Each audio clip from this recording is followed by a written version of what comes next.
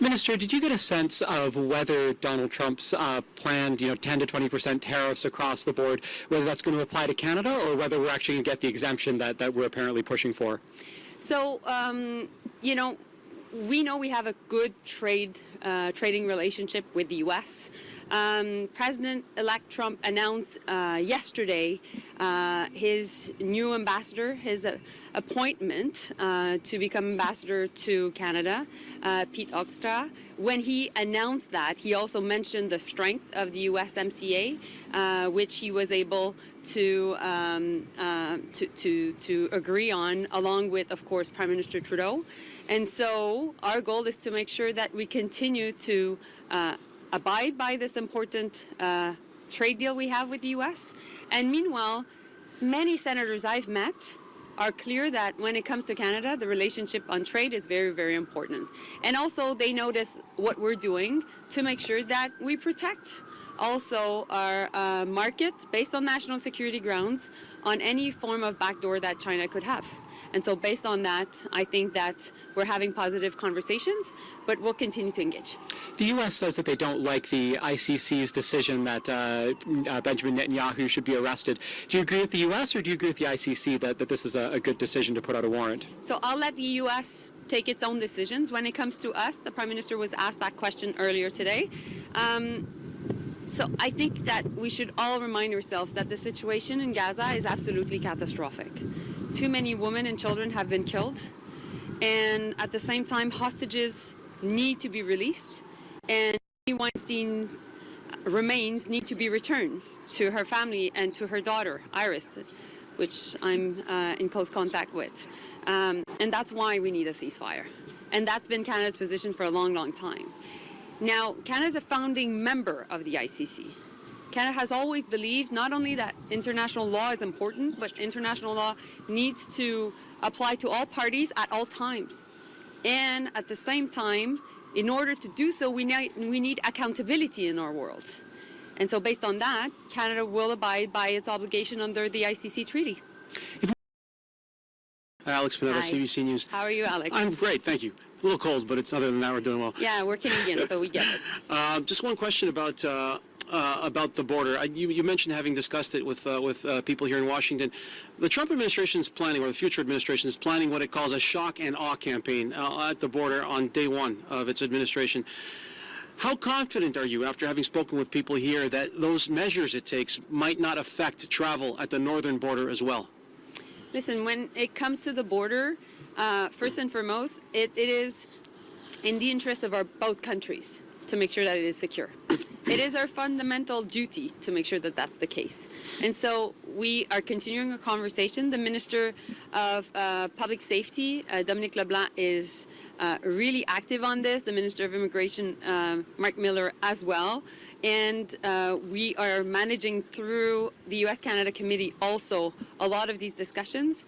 But we have to make sure that we engage with the U.S., and that's exactly why I'm here. And that's exactly also why I'm heading to Halifax to meet with 5 more senators, which are important decision makers. Some of them come from northern states. Some of them really understand the importance of having a border that is secure on both sides, and others that may have a different geography coming from a different part of the country also absolutely get how much Canada must be, and Canada and the U.S. Must be in close coordination on this issue. A question on the ICC, just following up on what Adrian asked earlier. I just want to make sure I've understood correctly. If Mr. Netanyahu or Mr. Dave set foot on Canadian soil, they would be arrested. So what I've said is we will abide by our treaty obligations because we believe in international accountability. We believe in the ICC. Now, I won't give an hypothetical answer based on a hypothetical question, but my point is Canada's founding member has signed the treaty and therefore needs to follow its obligations. Hello, Minister. My name's Aria. I'm from Politico. Hi. A two-part question here. Yeah. How will Canada handle Mexico's ties with China when it comes to USMCA renegotiations in 2026? And would Canada be open to negotiating separate bilateral free trade agreements with the U.S. and separately Mexico? Well, I think Mexico will take its own decisions, but what we all can agree on is that no country can become a backdoor to China. That's our position. And another question now on to Trump administration.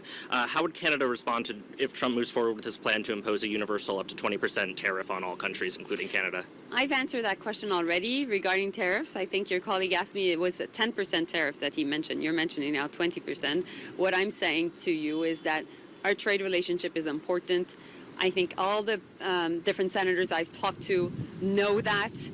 President-elect Trump referred to the importance of the trade relationship when